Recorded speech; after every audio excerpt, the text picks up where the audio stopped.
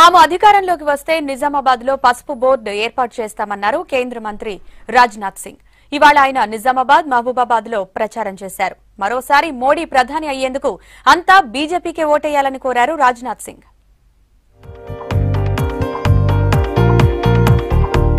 తెలంగాణలో సాధ్యమైనన్ని ఎక్కువ స్థానాలు గెలుచుకోవాలనుకుంటున్న బీజేపీ పార్టీ అగ్రనేతలతో ప్రచారం చేయిస్తోంది.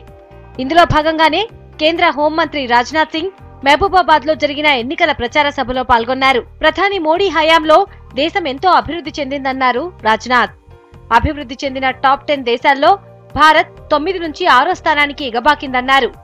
ఈ 5 ఏళ్లలో ఒక్కరు కూడా వేలెత్తి చూపకుండా ప్రభుత్వాన్ని నడిపామన్నారు రాజ్నాథ్. कांग्रेस की सरकारों को भी आपने देखा होगा, चाहे डॉक्टर मनमोहन सिंह जी की सरकार रही हो तो उसके पहले की कांग्रेस की सरकारें रही हैं। उस सरकार कांग्रेस की सरकार के मंत्रियों के दामन पर मेरे बहनों भाइयों भ्रष्टाचार के गंभीर आरोप लगते रहे हैं, लेकिन मैं दावे के साथ सीना ठोक कर कह सकता हूं कि चाहे आदरणीय अटल बिहारी वाजपेयी की सरकार रही हो अथवा नरेंद्र भाई मोदी की सरकार है, भारत ही नहीं दुनिया का कोई व्यक्ति उंगली उठाकर नहीं कह सकता कि इस सरकार के किसी मंत्री के दामन पर कोई करप्शन का चार्ज लगा हो, या कोई नहीं कह सकता यह सरकार चलाने का तरीका। అంతకుముందు నిజామాబాద్ సభలో పాల్గొన్న రాజ్నాథ్ బీజేపీని గెలిపిస్తే పసుపు బోర్డు ఏర్పాటు చేస్తామని, ఎర్రజొన్న పంటకు మద్దతు ధర ఇస్తామని హామీ ఇచ్చారు. ఈ 5 ఏళ్లలో టీఆర్ఎస్ ప్రభుత్వం అన్ని రకాలుగా ఫెయిల్ అయిందన్న రాజ్నాథ్ మరోసారి మోడీ ప్రధాని అయ్యేందుకు అంతా బీజేపీకే ఓటేయాలని కోరారు.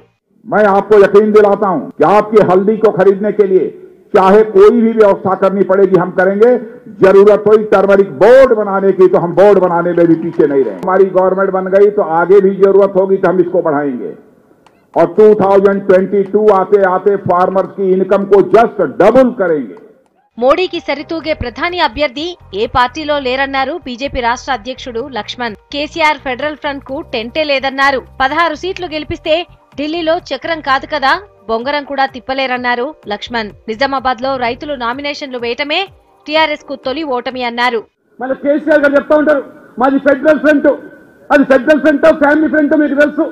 ఆ ఫ్రంట్ కు టెంట్ లేదు, మాకు 16 సీట్లు గెలుస్తాం, ఢిల్లీలో చక్రం తిస్తామంటున్నారు. చక్రం కాదు కదా, బొంగరం కూడా తిప్పలేరు. ఇవాళ పార్లమెంట్ పోటీ చేయడు కానీ ప్రధానమంత్రి అవుతాడంటే 144 మంది రైతుల వల్ల కడుపు మంది ఇవాళ నామినేషన్ వేస్తా ఉన్నారంటే ఇది మొదటి ఓటమిగా నిజామాబాద్ ప్రజలు ఈ ప్రభుత్వానికి అధికార పార్టీకి హెచ్చరికలు జారీ చేస్తా ఉన్నారు. ఇవాళ మోడీ పాలనలో అవినీతికి ఆస్కారం లేదన్నారు బీజేపీ సికింద్రాబాద్ అభ్యర్థి కిషన్ రెడ్డి.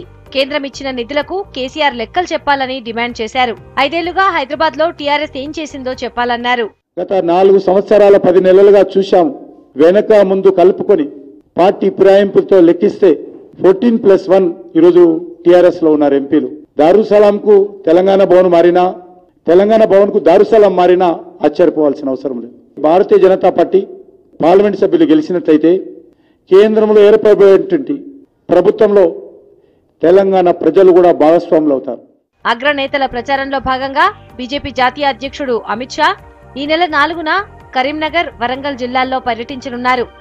ఏప్రిల్ 6న నల్గొండ, హైదరాబాద్ లో రోడ్ షో చేస్తారు అమిత్ షా.